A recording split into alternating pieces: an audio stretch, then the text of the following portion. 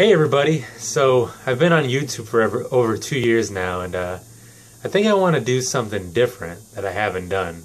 That's talk comic books.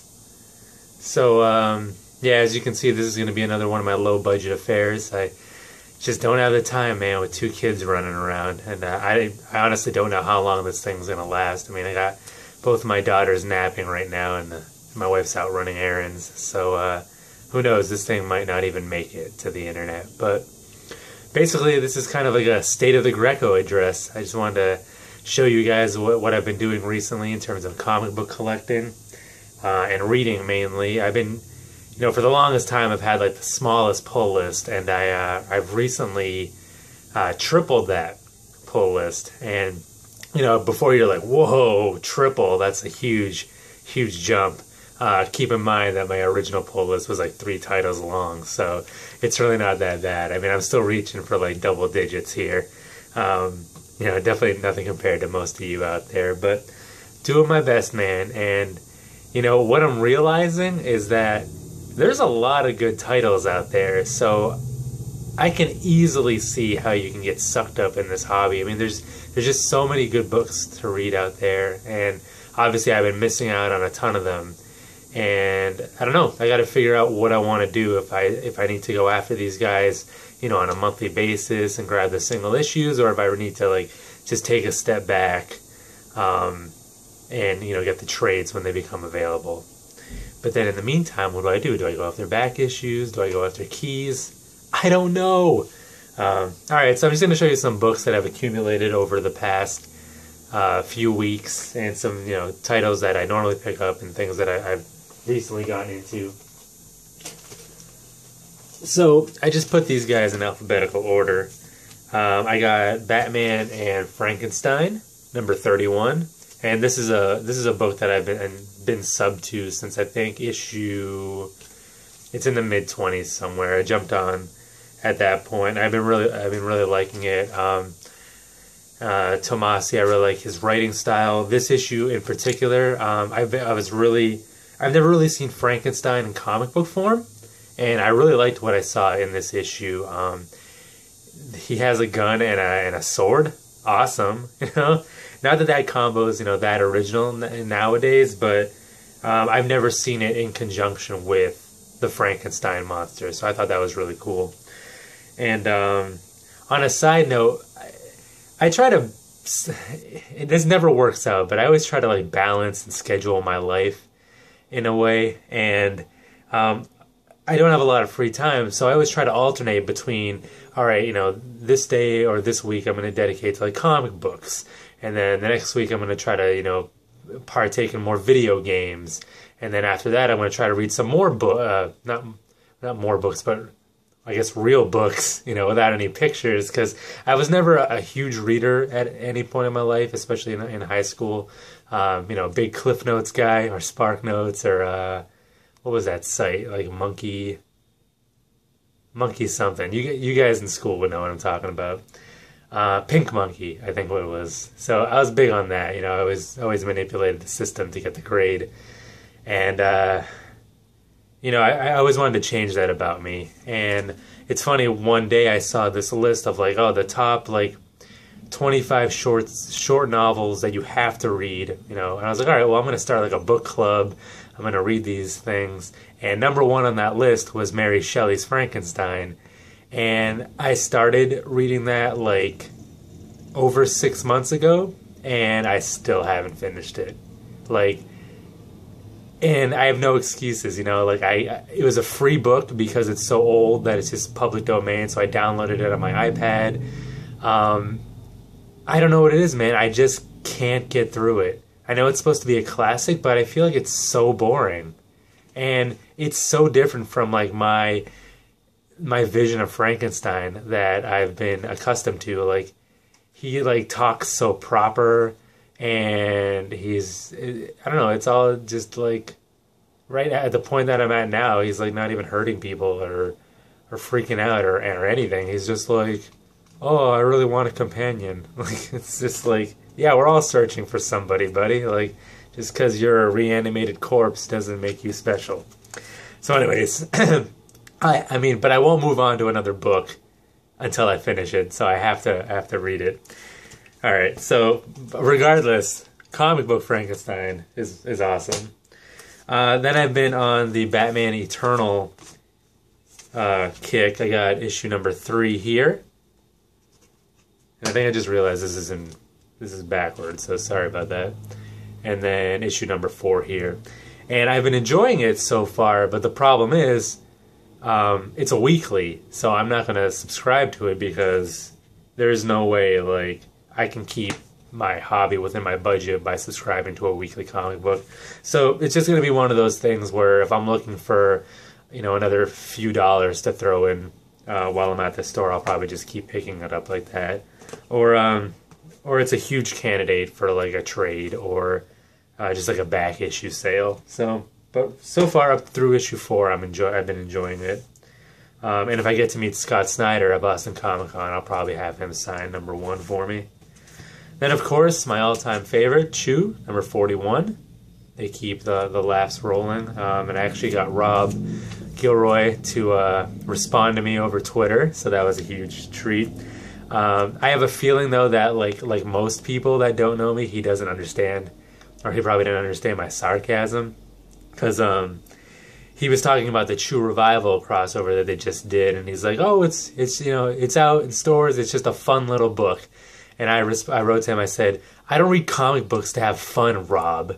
And he wrote back, was like, "A lot of people are like," or something like, "A lot of people don't." So I don't know if he knew I was, you know, obviously he can't read tone through, you know, type. But Rob, if you're watching this, and I'm sure you will eventually, because I'm just blowing up. Just kidding, buddy. Hope to see you in New York.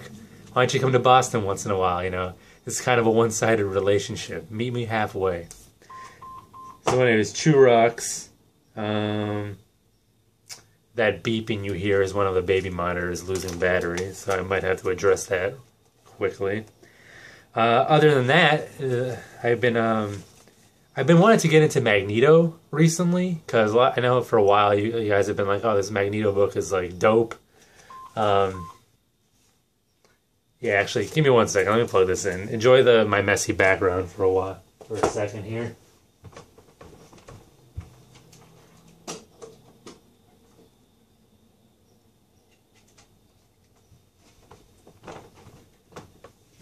Alright, I'm back. How are you enjoying the unedited Greco, by the way? What is your problem? Aren't you plugged in? There we go, okay. Yeah, how are you enjoying unedited Greco? I think I'm doing pretty well for myself. I'm sure a lot of you guys are like, "Oh, he edits all the time for like his special effects or whatever for the punchline," but no, it's mainly because I can't put together a coherent sentence. So I've actually been pretty impressed by this stream of consciousness. Or at least that's what it sounds like live in my head now. I'm sure I'll watch this video and it'll be full of like and you know and like. So anyways, Magneto, right? So I've been wanting to jump on this title, and I usually shy away from Marvel books just because of the price tag.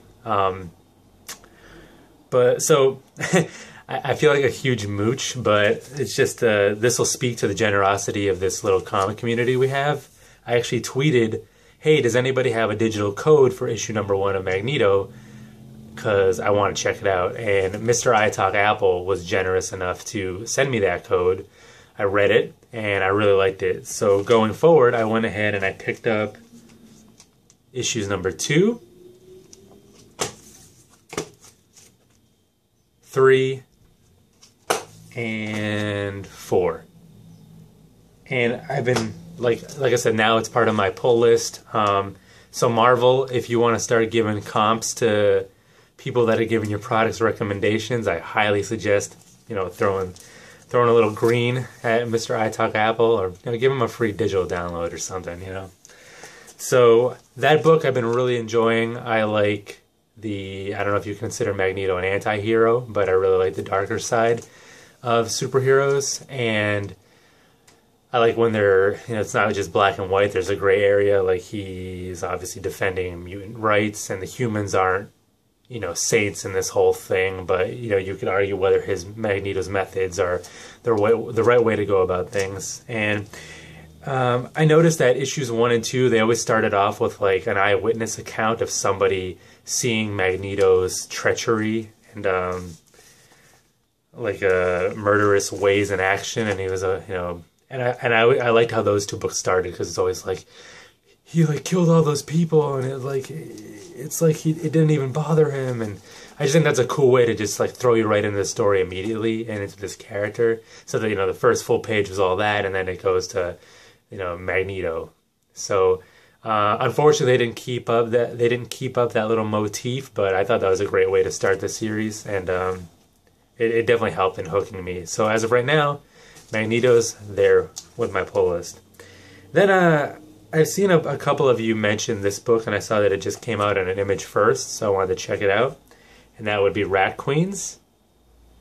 And I'm not really into like the fantasy kind of Lord of the Rings type of worlds with orcs and elves and dwarves and all that sort of thing. But I read this and I love the sense of humor in this book. And I love books that, they kind of trudge both that line where it's like, okay, you can have a sense of humor, but you can also have a story and drama and action. And I think this book, at least, at first glance, really incorporated all that. So I wasn't completely sold on it yet, and I know there was a few issues in. So I was considering buying the trade, but my friend was like, "Hey, I have all those issues. Why don't I just give them to you to read?" Because he's off doing some military training for a couple weeks. So he actually gave me a bunch of books. But since we're talking about Rat Queens, there is issue number 2. Issue number 3.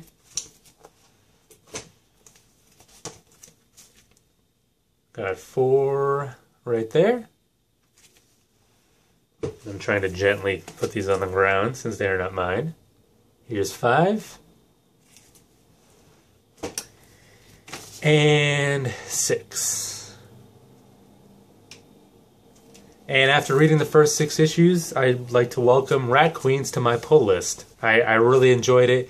It definitely maintained that level of like humor and just all those elements, and it really goes a long way into making it an interesting read for me. And I don't know, man. I just like it. I'm gobbling it up, even though, like I said, I'm not into that whole fantasy world. If I can overlook that sort of stuff if there's just interesting action and characters on these pages. And I like the artwork a lot, so I don't think these guys are in my area anytime soon, but hopefully I'll get to meet them, and I might try to go back and try to pick up an issue number 1. That's another route that I'm considering. Maybe instead of picking up all the single issues, maybe I'll gobble up issue number 1s of series I really like, and then, as they fall into my lap, pick them up. But otherwise, I'll go the trade route. Who knows? There's so many ways you can go about collecting, aren't there, boys and girls? Alright, so back to my little pile. I picked up Revival number 20. Really digging that cover and really digging this series, as always. Mike Norton and Tim Seeley are going to be in Boston, so I'll get them. I'll actually probably get them to sign the Chew Revival crossover, and then if I end up going to New York and if the Chew guys are there, I'll have them sign that as well. That'll be really cool. Then I picked up another new title off the newsstand based on my friend's recommendation, and that was Southern Bastards, number 1. And again, something... Actually, I shouldn't say that, so never mind, scratch that.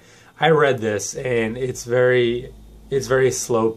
What do I want to compare it to? A lot of people were comparing it to like a Western, where it's a little slow paced. I mean, it does take place in the South, but I feel like this is like what reading a Clint Eastwood movie would be like. Or if you've guys seen that movie Nebraska that was just nominated, it's kind of like that, where a guy goes back home, to his house in the South where he hasn't been there in years, and it's a small town where many people don't escape, and he left for a reason and didn't want to come back, but he had to come back because his father died, and he has to wrap up all those loose ends. But I love it. It's just something about like stories are, of the better days, where men were men and they took care of problems with their fists instead of guns and things like that, and, backhanded tactics. And, people lived to fight another day. You didn't have to just, like, kill people. I like those kind of stories, and this is definitely, like, at least in the first issue, like a clashing of those generations where the old guy coming back is kind of the old school, and that's how he handles problems, whereas, all the those dang kids of the current generation are all about, popping caps and just there's no honor or moral code anymore. So I love seeing those two. There's a lot of clashing of different type of people and environments in this issue. So I really liked it. I did add it to my pull, although so I have 2 waiting for me. I haven't picked that up yet, but if they keep up this level, I'm really going to enjoy reading this series as it goes on. And then, of course, we got Walking Dead number 127, and this is after All Out War, and I love that they jumped ahead a few years because I feel like you can't just keep doing a story where, all right, one bad guy is down, so let's move on to the next threat. Like you gotta pace yourself a little bit. So obviously, I completely trust Kirkman with the direction he's taking this series. 127 issues hasn't led us wrong once, right? So that's it for what I bought, but then my friend also gave me some more reading material to check out. And I haven't read all of these yet, but we got Thanos Rising, number 1. Number 2. And I believe it's Jason Aaron, the same guy who's done Southern Bastards, so I don't think the tone's going to be quite the same, but I'm enjoying his writing on that, so hopefully it transfers to Thanos here. So we got that whole series right there. Excellent. And then he got Scott Snyder work here, The Wake, number 1. Something else he recommended. So we got a few of those issues. So here's 2, 3, 4, 5, and I think there's 10, so there's 6 right there, and 7. So actually I don't know if Wake's still going on, May 14. Yeah, so I guess it is still going on. So I have all the way up to 7. Haven't read that yet. And then finally today I just started reading Manifest Destiny, number 1. And this is a cool little take on it's like the Lewis and Clark expeditions. Although in this case they have a secret mission assigned to them by Thomas Jefferson, and they're expanding outward, but their secret mission is that they also need to pretty much clear the terrain of any mythological creatures / monsters.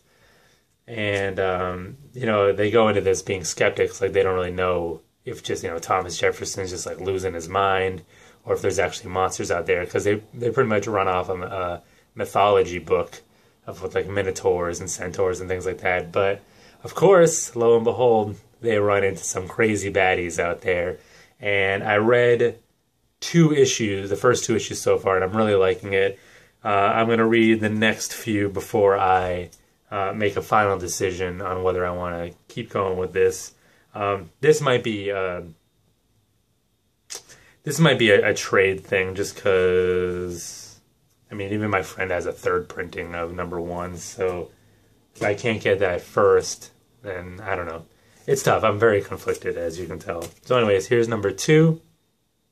And I like the art style. I know it's not like the Walking Dead guys, but definitely, I feel like it has that look in a way. There's 3. Actually, I read the first 3 issues, and I'm still enjoying it. Yeah, 4 is what I'm about to read. So, excited to see what she's all about on the cover. 5 and 6. So, that's about it. Video is like 20 minutes long, which goes against everything I'm for. I'm all about like short attention spans, flashy, bang, bang, bang. If I can't tell the story in like 5 minutes, then it's not worth telling, or even I get bored. But I know a lot of you guys put out your longer-winded issues, and you're all about like flash in the pans, and maybe that's just something I got to get accustomed to recently. That it's as long as the content, the substance, and the passion is there, the viewers will be there. So, anyways, it felt good to say that, to talk a little bit about comics. Obviously, I didn't get super in depth with all this stuff. It's not a review type of thing, but like I told my wife, this is pretty much my social life when it comes to comic books. And she's a little apprehensive about the whole internet friends thing, that whole stigma about meeting people on the internet, but whatever. It's so much more convenient, especially with me having 2 kids. Like, it's not easy to go out there and just, I can't hang out at the comic book shop and, make friends. And it's not necessarily something I want to do anyways, because, like, have you seen some of the people that hang out at your comic book shop? Yeah. So I'd rather pick and choose my friends out of you guys. But anyways, that's it, guys. Thanks a lot. Boston. Leading up, Boston Comic Con, super looking forward to it. It's not till August, but and I'm like, oh, I can't wait for it to get here. But then again, I don't want the summer, spring, summer to like fly by just so I can go to a comic book convention. So I'll be patient, enjoy the summer with my family. The comic community rewrite project of Batman and Robin 18 is underway, and I just had a trail of spit. So obviously I've been talking for a while. Is underway. It's kind of been at a snail's pace recently, because I understand, like, trying to get in touch with people, and everybody has their own lives. That's fine. So, but I'll try to keep you updated on that. But I think we're on our like 6th or 7th writer out of 25 right now. So it's getting there, and it's gonna be awesome. I'm really excited about it. And then other than that, I try to put out videos as much as I can. There'll be some where I'll have to do a little bit of editing just to kind of get them going, but I think a lot of the comic book stuff anyways is probably going to be like this, unless I can get myself to a flea market. But yeah, when you got a family, things get in the way. So anyways, you're my family too. So here's our court appointed visitation, you, me, and Greco. Why did I just refer to myself in the third person? Because I'm the best. See ya.